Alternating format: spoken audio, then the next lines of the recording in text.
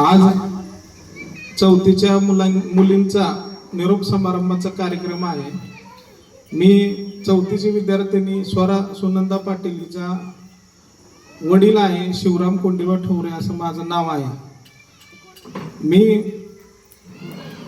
पुरोगामी चळवळीमध्ये आम्ही काम करतो आणि शाळेच्या संदर्भात मला 2 मिनिटं बोलण्यासाठी म्हणून मी आवर्जून आलेलो आहे।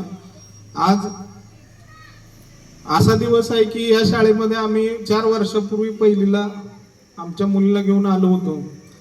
आम्ही जाणीवपूर्वक मराठी शाळेमध्ये घालण्याचा निर्णय घेतला आणि तो निर्णय चांगला होता असंच आज आम्हाला 4 वर्षानंतर बाहेर पडताना वाटतं।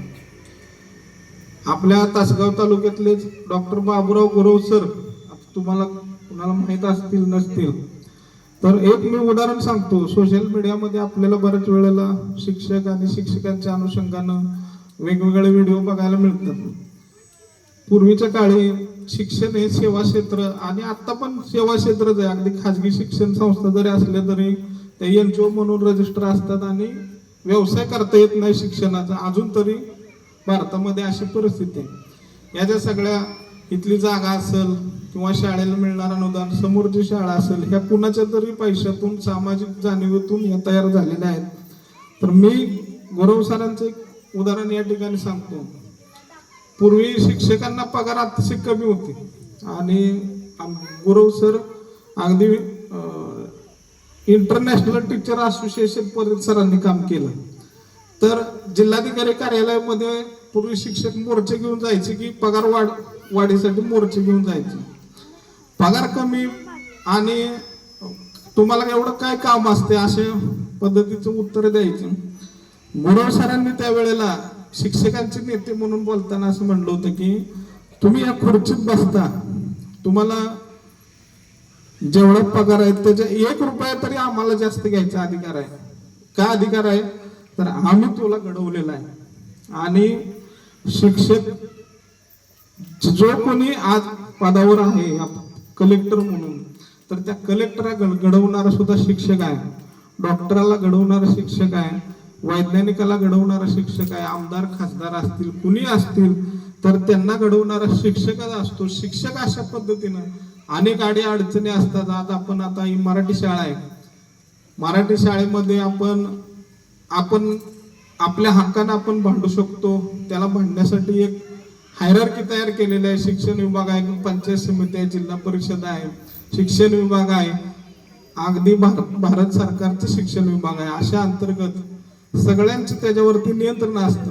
आपण सोशल मीडियात बघतो खाजगी शाळांमध्ये फी भरली नाही म्हणून त्याला दाखला दिला, फी भरली नाही म्हणून त्याला बाजूला बसवलं, फी भरली नाही म्हणून परीक्षेला बसू दिलं नाही। पण मराठी शाळा प्राथमिक मराठी शाळा अशी एक जागा आहे ज्या ठिकाणी कुठल्याही विद्यार्थ्याचा जात धर्म एज्युकेशनल बॅकग्राऊंड किंवा सामाजिक आर्थिक परिस्थिती किंवा अगदी आता रॅम्प सुद्धा बनवलेला आहे ना तर तो आरटी मध्ये तरतूद आहे की एखादा जर शाळेमध्ये अपंग विद्यार्थी असला तर त्या विद्यार्थ्याला या शाळेमध्ये मुक्तपणे वावरता यावं अशी सगळी व्यवस्था या शिक्षण व्यवस्थेची केलेली आहे।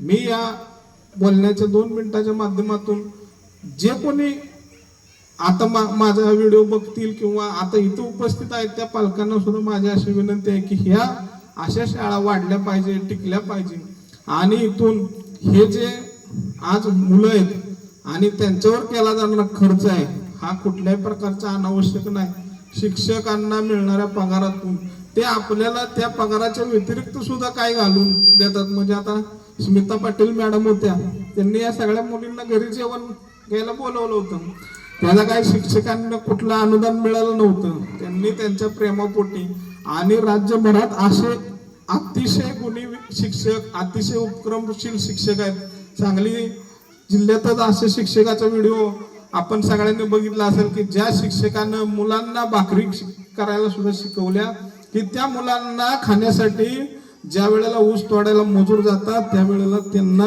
जेवणाची सुविधा स्वतः करण्यात यावी असे सुद्धा असे शिक्षक अनेक शिक्षक आहेत जे स्वतःचं तन मन देऊन या शाळा उभ्या राहायला पाहिजेत आणि त्यासाठी झटतात। तर दुसऱ्या बाजूला कमी पटसंख्या आहे, अशैक्षणिक कामांचं शिक्षकांवर ओझं लादलं जातं।